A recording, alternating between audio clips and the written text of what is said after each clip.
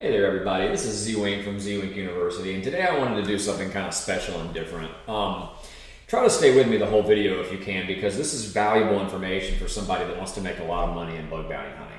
I saw somebody post on Twitter the other day that they had been hunting for a year and hadn't found any bugs yet. And that got me to thinking, that started an entire dialogue up with a bunch of different hackers, and some people were telling the guy he should quit and give up on life. And other people were like, oh, you can do it, stay strong, man, and all that stuff. And I think it would be very valuable to go all the way back to the basics and talk about the prerequisites, the process, the mindset, the organization that's needed to get good at this field. Now, I'm going to say this with as much humility as possible because I think it needs to be said. Nobody talks about the money, it seems like. I mean, you see people post, here and there, like, I made $500, I made $1,000 for this bug, and they're all, Twitter's littered with these posts.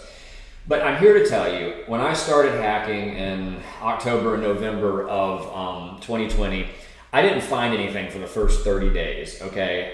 Even having had, at least some idea of what I was doing, I didn't find anything for the first 30 days. And that's because I didn't have the right mindset, the right process for looking for the vulnerabilities. So I went from $0 a month, to $500 a month, to $1,000 a month, to $10,000 a month. This last month I made $150,000 in 1 month.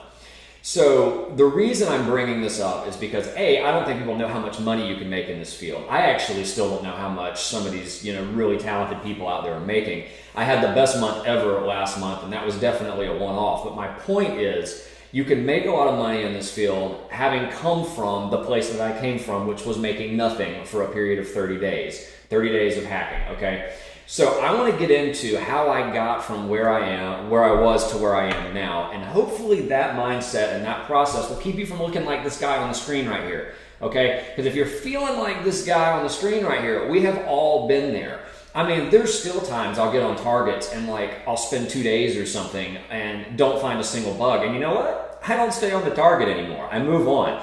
And it's just part of my process. And I want to talk through this with you. So, first of all, step one, have hair that you can put. No, I'm just kidding. Doesn't matter. Step one is we're going to try not to get like this guy. We're going to talk about the work environment first. And this is going to be both a technical and a non-technical video. It's going to be pretty long, but I think it's important to talk through all these different points of sort of the things you need to do and learn to be successful in this field, at least in my opinion. This is all my opinion, okay? Everybody's mind works differently, especially in the hacking world, I've noticed. But this is what works for me. So let's go to this next photo here and talk about this for a second. To me, a successful bug bounty hunter is going to be an organized person that has a good work environment.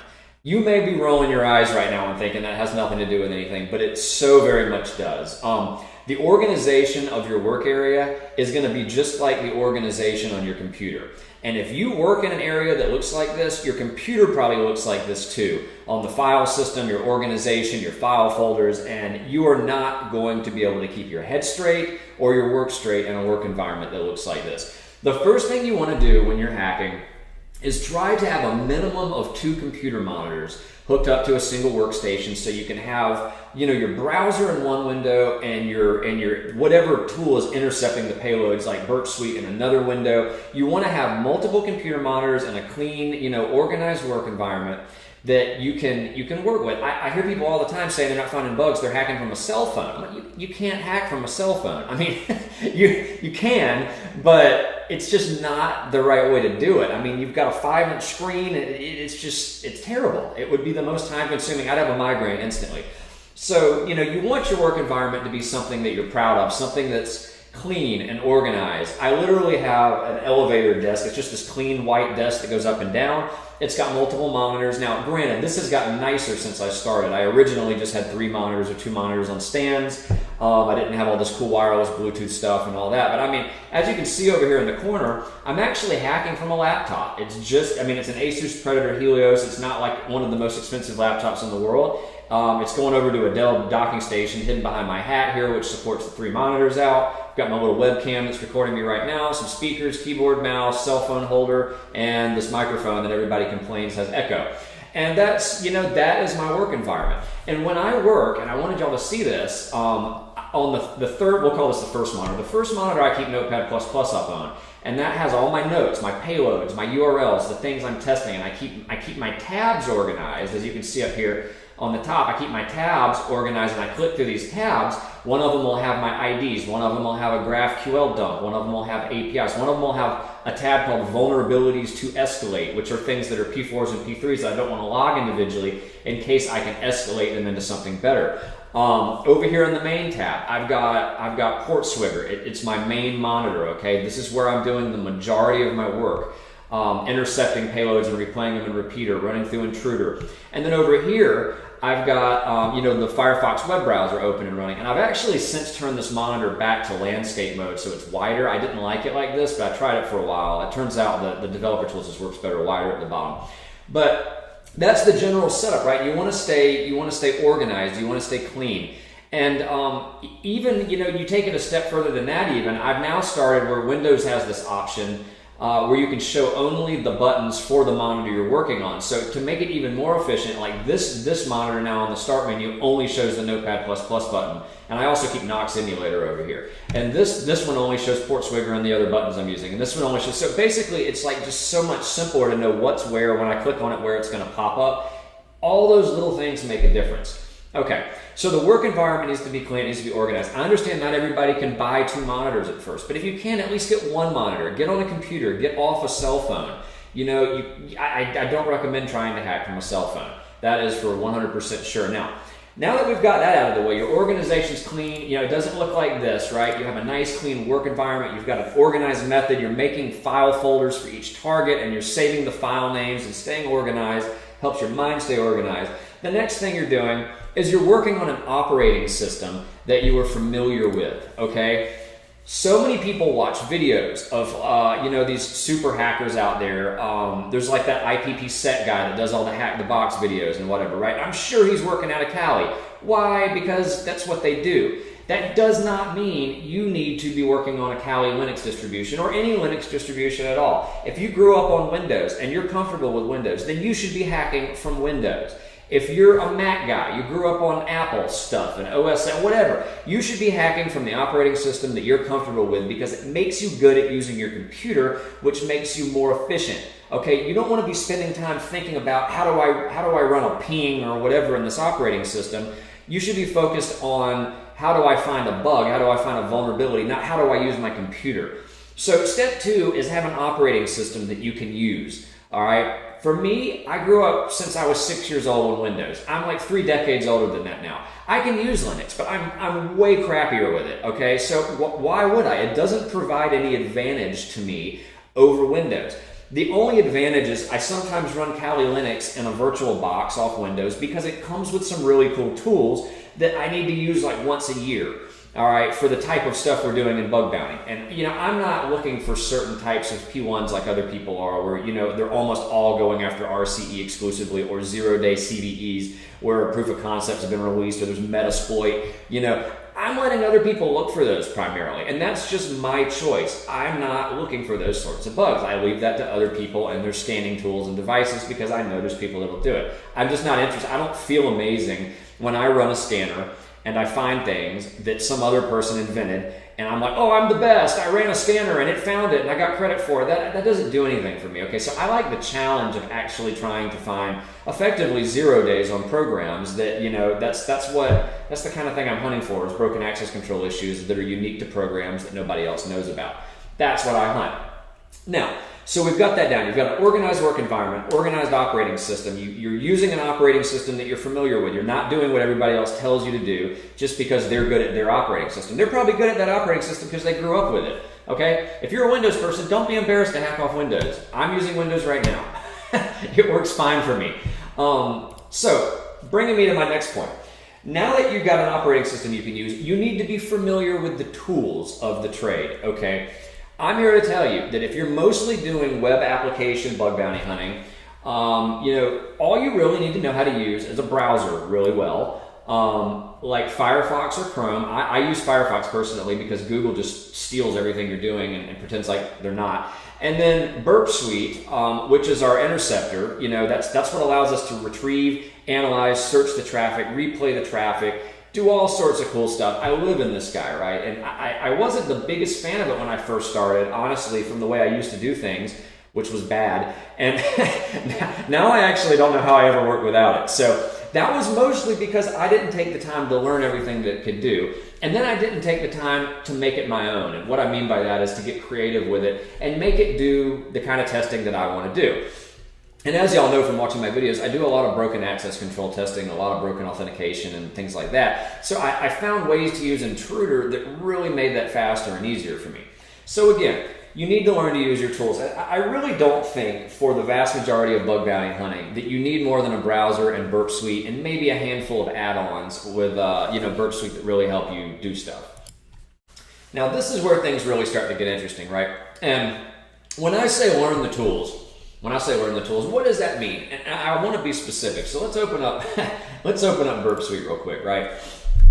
I believe that having a questioning attitude is one of the best things in the world. And yes, I have Pinterest open right now, and no, these session cookies will not still work anymore for those of you with evil minds. Here's what I mean by that. There's all these tabs up here, right? We've got a target, a proxy, intruder, repeater, sequencer, decoder, comparer, logger, extender, project options, user options. If you don't know off the top of your head right now what every one of these tabs do, you should not be out there trying to hack with this tool. Okay, this is a reality check moment for you. You need to make sure that you know what these tabs are, how they work, and how to use them. All right. So each one provides a separate function and a separate thing that helps you do your job depending on what it is that you're looking at. If you've never sent payloads to the comparer before, you probably don't know how useful it can be in helping you find a difference between two payloads in like half a second. Okay, just as an example, a lot of people don't use that. The decoder can help you do all sorts of payload translation in real time. You've seen me use the intruder about 4 billion times in my videos, right? I live in the intruder. I live in the repeater.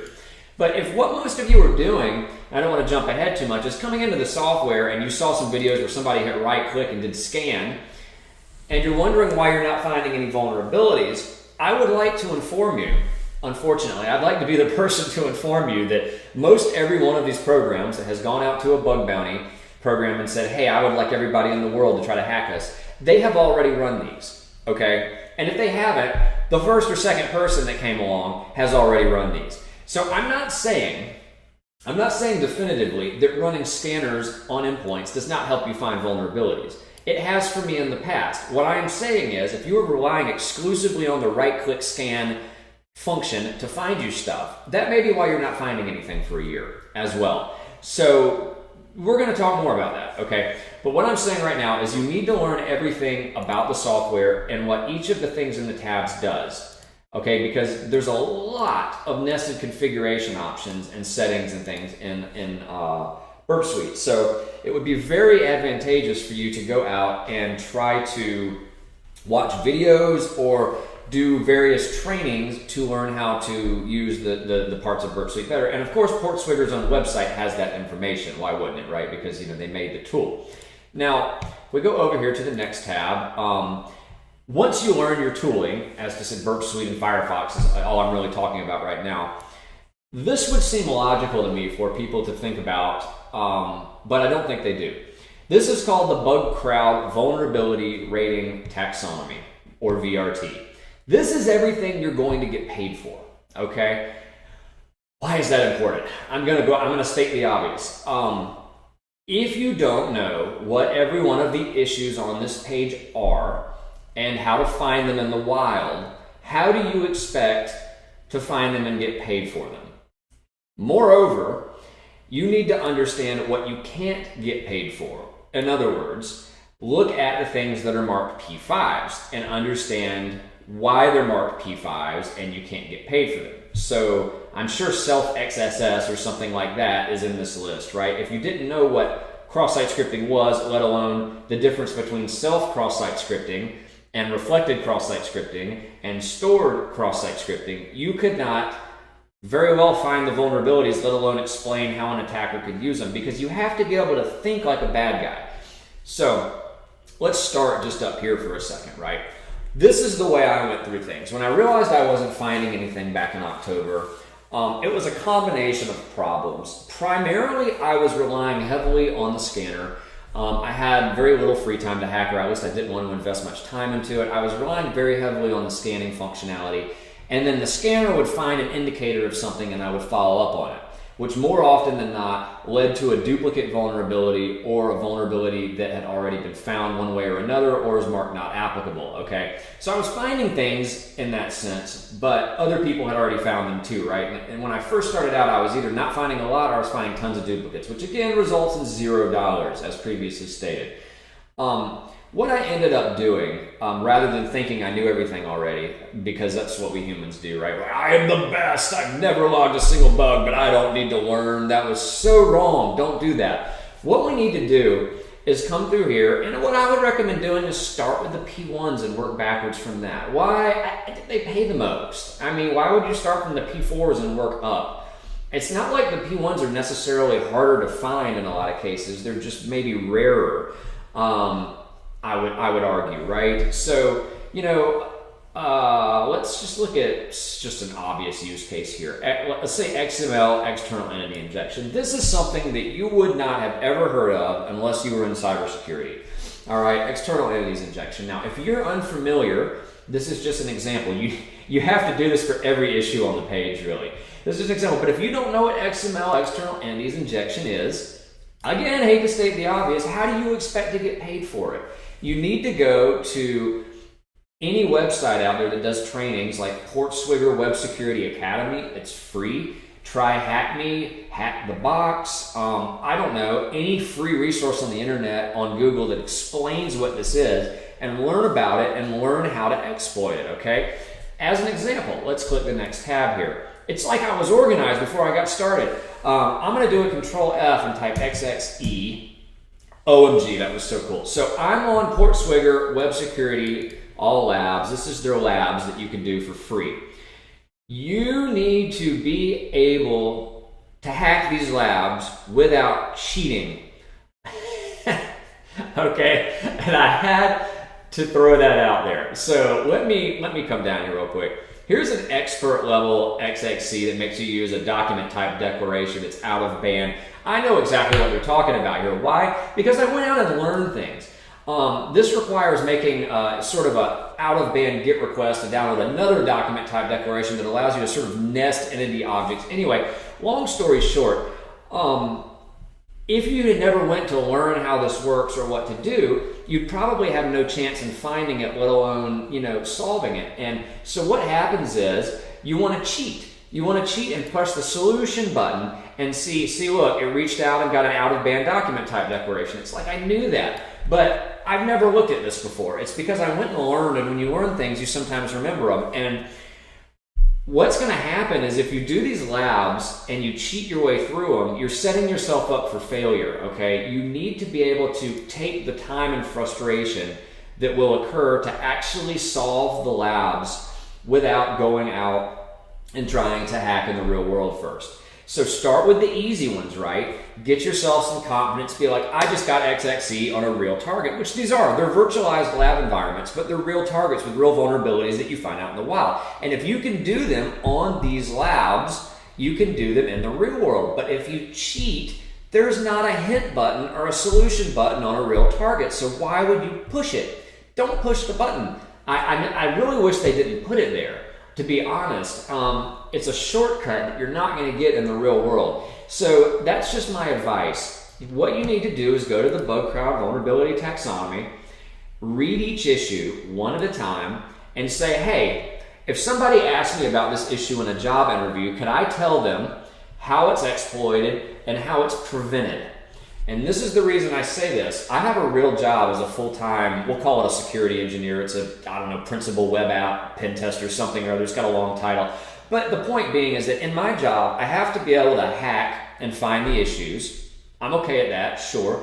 I also have to be able to communicate with the software developers and engineers and say, here's what you need to do to prevent that issue from occurring. And if you understand the root cause of an issue, it means you understand what the developers need to do to fix it and how to hack it, okay? If you understand both sides of the issue, you will understand everything you need to know to be successful in bug bounty for that issue type. SQL injection, lack of parameter sanitization, almost always, right? The single quotes are actually single quotes, get written into, a SQL query, which then break the SQL statement, which then allow you to inject your own statement, which then bad things happen. But if you didn't know what SQL injection was fully, you wouldn't really be able to understand maybe how to mitigate it, right? So what I would say is take the perspective of a job interview when you're learning these and say, if somebody asks me what these are on a job interview, could I tell them the root cause of the issue, how to prevent them, if you were a developer, and then how they're generally found when you're hacking. If you can sort of take that mindset with every one of these issues, you got the knowledge you need to go out and be successful hacking, okay? And put your skills to work in a lab environment if you doubt yourself. Find it, realize you can do it, and what I would say is you don't necessarily need to do these expert level ones. They're rare. I'm not saying they're not out there, but these are very time consuming real world things, like maybe just do apprentice and practitioner then go to work. Like I didn't do the expert level. A lot of them, these things they're pretty deep. You put a comma in the wrong place or a slash in the wrong place, it's not gonna pop. And XSS, CSP, client side only stuff, there can be a lot. You have to bypass a lot of different restrictions. And how bad do you really want a P3, right? So it just depends. It's all about what you like to do. Now, this is the methodology: clean workspace, clean environment. Operating system you know how to use, tools that you've learned how to use in and out. You've seen the videos, you've learned the tooling, you're good at it. You now understand the VRT, you understand the issues that you're interested in hunting. You don't have to learn them all necessarily, just learn the ones you're interested in. I definitely don't hunt all of them. And, and then you put it to work. Practice, make sure you're doing it right, and you're finding the issues. Whew, man, that's a lot of words. Now, I need a drink. 1 second. Woo, drinking. All right, that was good. Little Pepsi, feeling better. Now, once you've done all that, the last step is organization and hunting, the process of hunting for your vulnerabilities. And this is just as important as everything else. Now, let's go back to VRT up here. What I do when I hunt is I hunt for primarily one vulnerability type at a time. And that's the way my brain works. And I think people have showed through research that the whole concept of task switching is highly inefficient. Well, hunting multiple vulnerability types at one time is effectively task switching, which to me is effectively inefficient. Okay, that's how I feel. What I've started doing is I go through the entire infrastructure of the target, and I look for a single vulnerability type at a time. My God, I'm dying. Okay. And what that allows is for us to sort of keep our brain in the zone, like in that bug's zone, like get all up in its junk, right? And, I show a lot of videos on insecure direct object reference, okay? And I hunt broken access control issues first. I hunt them first because they're the easiest bug type to find and spot, and I have limited time in my life. They're also almost never duplicates because they're super easy to fix, and when somebody reports them, they generally get fixed really, really fast. So ever since I started hunting broken access control related issues, I get a lot less dupes. I think I just got a dupe the other day for the first time in months, and it was depressing because it was a P1. But anyway, see, as you're just looking at these payloads here, and you're using the target, always first when I'm on a new program, you just use the target. And what do I mean by use the target? Click all the buttons. You get onto Pinterest.com. This is some logging from Pinterest that I did. Get on Pinterest.com and click every single button on the page so that it makes every single request possible before you have to go start exploring for other stuff. And so for me, I would go through these targets and I would hunt, broken access control issues by IDs first, which is what you're seeing here. But after I hunt broken access control issues and broken authentication, a lot of times, depending on the target, I will immediately flip to cross-site request forgery. Okay, and I can usually tell on a target in about a millisecond, just from looking at the payloads, whether or not cross-site request forgery is going to be possible. So, on this particular API, for instance, it only uses cookies, okay? This has all the makings of, hi, I'm susceptible to CSRF right here. The question would be, is this X Pinterest RID some sort of CSRF token because it's a unique header?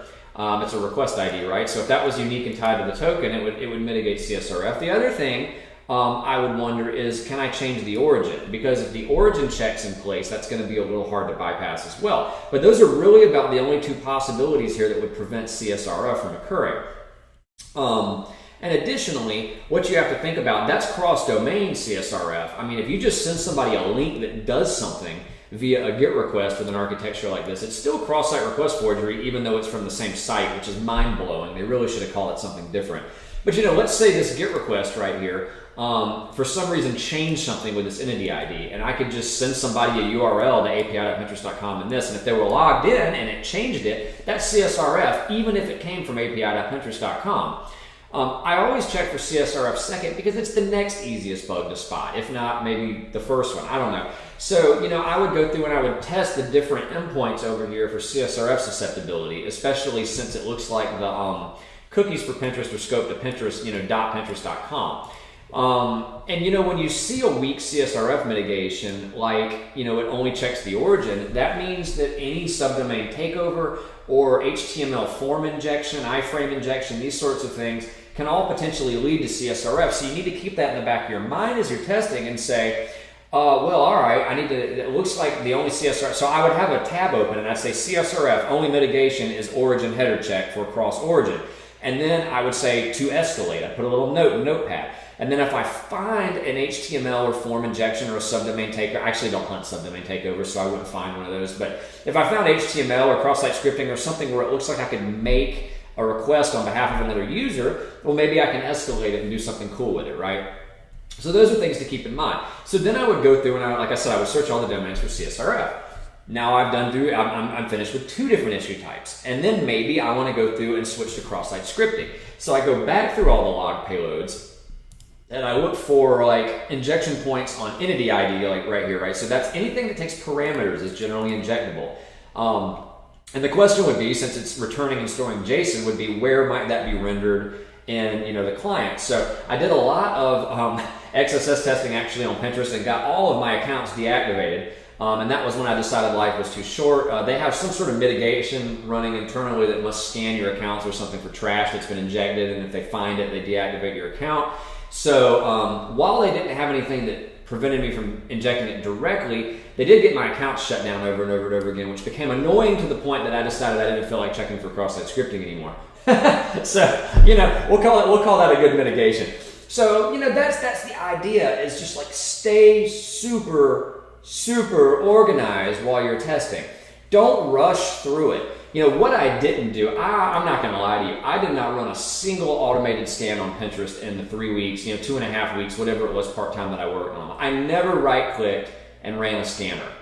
I don't know, I didn't feel the need to. I assumed that everybody else did that. I wanted to focus my time on manually testing. And again, you don't have the confidence to manually test or the knowledge to manually test unless you have gone through and learned and practiced, these sorts of issues. So I hope this was helpful. Again, I'm very, very, very, very, very happy and honored and proud and humbled and all these things to be doing as well in the field as I am. And I could get hit by a truck tomorrow and that could end. So I'm gonna enjoy it while it lasts. But in bug bounty hunting, you have ups and downs. Right now I'm at an all-time high as far as how well I did in the 30-day period. Okay.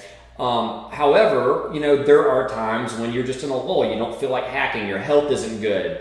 You're not mentally there. You've had an allergy attack. You're tired. You're not sleeping well. Your kids are sick. Life happens, and you're going to have down months where you don't have as much time to hack, because this isn't a field where money just comes in because it loves you.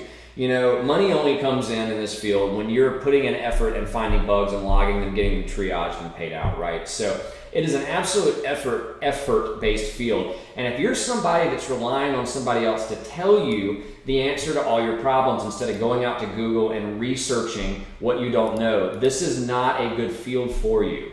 I'm sorry. It's just you have to be able to self-educate. I'm not saying you can't watch some videos that I'm making and some videos that other people are making and look at little hints and comments here and there, but ultimately, you need to be out teaching yourself and learning. I think somebody once said, hacking can't be taught, it has to be learned. And there's a lot of truth to that. while I'm teaching some stuff about hacking, ultimately the learning must be done by you. It has to click. You have to go and continue building on the knowledge, right? I'm just showing you little ideas, snippets, organizational processes and things, but I can't convey to you all the stuff and things that are in my head, you know, like in the Matrix when they hook people up and he's like, I know Kung Fu. That was my Keanu Reeves impression. So, you know, like, if I could just hook y'all up to my brain and like give it to you, that'd be great. I actually like to steal a few other people's brains if that's an option. So if somebody invents one of those, let me know. But you know, this ain't the Matrix where you get hooked up and like automatically download Kung Fu and every other language and you know how to fly helicopters. That would be really neat. You got to go out and learn it. So again, quick summary, everybody. Thanks for bearing with me if you managed to watch this whole thing. And people ask me all the time. I just think it's the best way to do stuff. So recap. Don't be this guy, okay? He's got great thick hair, but not for long if he keeps that up. Don't be this guy. His organization sucks. You want to be this guy, right? That came out. You want to be me. No, I'm saying you want to be organized as much as you can, okay? And try to just get multiple monitors and a workstation that has a lot of RAM. Those are good things to have when you're in this because Burp Suite eats your RAM alive. Use an operating system that you're good at, that you're familiar at. Learn Burp Suite, everything you can about it. Learn Firefox. There's not that much to learn, let's be honest, but the developer tools, the console, how to execute JavaScript commands in the console, stuff like that's real useful, right? Go through and learn any one of these issues you want to hack. Be the expert on it. Know how to prevent it if you were a developer. Know how to hack it if you were a hacker. Okay, know how it can be exploited and leveraged, and you know if you learn how to chain issues together, that's good too. Like you know, learn how maybe HTML injection or iframes can help you escalate you know things with CSRF to account takeovers and stuff like that. Right? It all makes sense once you start reading and learning about the issue types. Then go put your learning to practice. Right? Go and play with the labs. Try to solve them without cheating. The cheating won't help you in the real world. It'll just make you feel better in the short term, all right? And here's TryHackMe. They have a whole bunch of great stuff. I've never actually used TryHackMe. I just know a bunch of people have. Saw a guy post something today on Twitter. He said he's top 1% on TryHackMe, and he's making money, I guess. So maybe it helps. So go out and do labs. And I mean, I'm wishing y'all all the best. What I would say to you is if you've hacked for a year and you haven't found a bug, or you've even hacked for 30 days and haven't found a bug, you need to change something. Maybe what I've told you today will help. Thanks, everybody. Continue. I'm going to try to post some technical videos here soon. The last few I've logged or recorded, rather, unfortunately, ended up in me finding live vulnerabilities. So I'm really trying to show you real stuff, and at the same time, I'm really trying not to break the rules on BugCrowd and the platform and keeping people's privacy intact. So I'm walking this fine line, which is taking more of my time to make the videos than I would like. So hopefully on the next video, I manage to show you things also without finding a vulnerability. That would be best case. Thanks, everybody. Stay tuned for the next one. Bye.